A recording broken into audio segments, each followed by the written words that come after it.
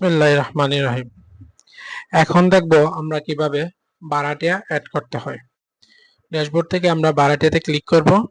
এখান থেকে ভাড়াটিয়া যুক্ত করুন এখানে ক্লিক করব। তারপর ওই ভাড়াটিয়ার একটা নাম দিলাম,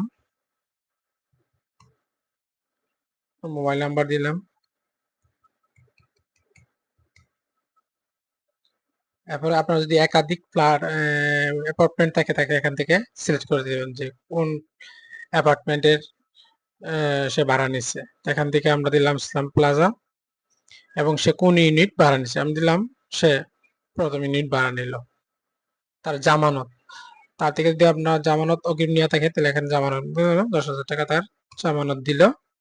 তাকে এনআইডি নাম্বার থাকলে এনআইডি নাম্বার দিয়ে দিলাম, ঠিকানা দিয়ে দিলাম।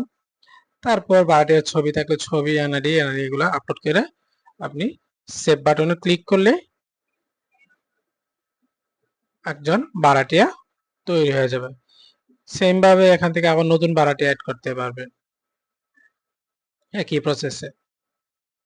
এখান থেকে আপনি এডিট করতে পারবেন,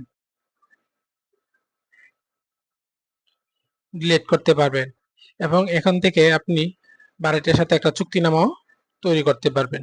এখানে আপনার ডিটেলস দিয়ে একটা দিলেই, আমি যদি দেখাই, এই যে একটা ভাড়াটিয়ার চুক্তিনামা অটোমেটিক তৈরি হয়ে যাবে।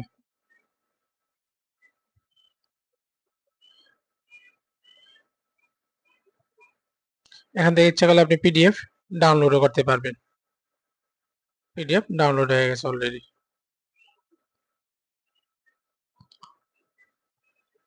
এভাবে আপনারা ভাড়াটি অ্যাড করে নেবেন।